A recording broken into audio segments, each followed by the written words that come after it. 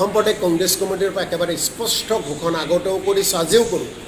ইউডিএফে যিমানেই যি নকওক কিয়, যিমানেই আমাক ভয় ভাবুকি নিদিয়ক কিয়, ইউডিএফৰ লগত কংগ্ৰেছৰ কোনো মিত্ৰতা নহয়।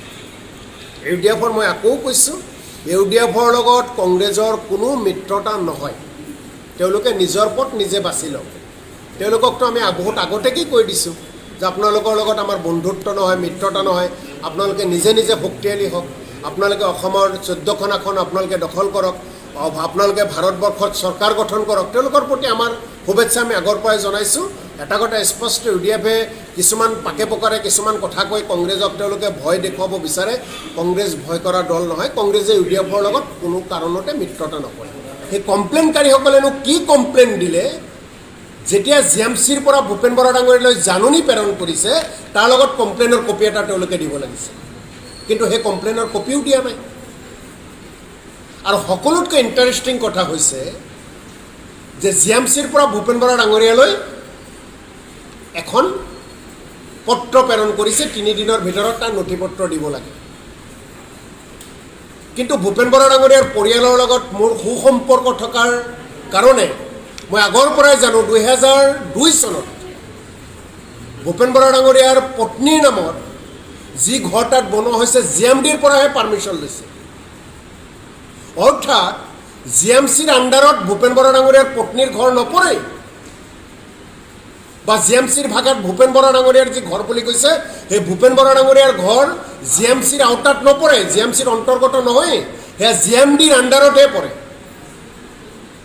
গতিকে পঞ্চায়তৰ ঘৰত যেতিয়া পৌৰ নিগমে কিবা জাননী দিব, নাইবা পৌৰ নিগমৰ অন্তৰ্গত কিবা ঘৰত যেতিয়া পঞ্চায়তে জাননী দিব, সেই বিষয়টো কেনেকুৱা হ'ব সকলোৱে জানে।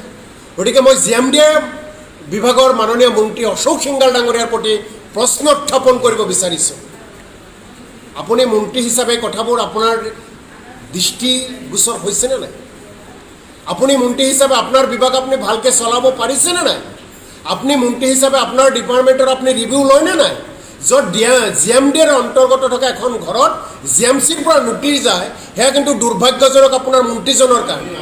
সেয়া মন্ত্ৰীজনৰ ব্যৰ্থতাৰ কথা ইয়াতে বুজোৱা হৈছে। গতিকে ইয়াতকৈ আৰু পৰিতাপৰ কথা কিবা হ'ব পাৰে নেকি, যে য'ত জিএমডিৰ পৰা পাৰ্মিশ্যন লোৱা ঘৰত জিএমচিয়ে নোটিছ পঠায়?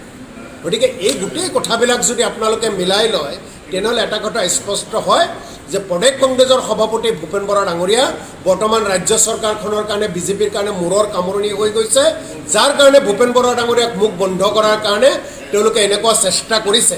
আৰু যেতিয়া অসৎ চেষ্টা এটা কৰে, তাৰ মাজত বহুত ভুল ত্ৰুটিবোৰ ৰৈ যায়। গতিকে মাননীয় মুখ্যমন্ত্ৰী ডাঙৰীয়া, মাননীয় জিএমডি বিভাগৰ মন্ত্ৰী অশোক সিংগাল ডাঙৰীয়াক এই বিষয়বিলাক দৃষ্টিগোচৰ কৰি কিহৰ কাৰণে আপোনালোকে কাৰোবাৰ প্ৰতি ৰণকৌশল কৰিলে অকণমান অধ্যয়ন কৰি ষ্টাডি কৰি ৰণকৌশল যাতে কৰে, তাৰ কাৰণে আপোনালোকৰ প্ৰতি আহ্বান জনাইছোঁ।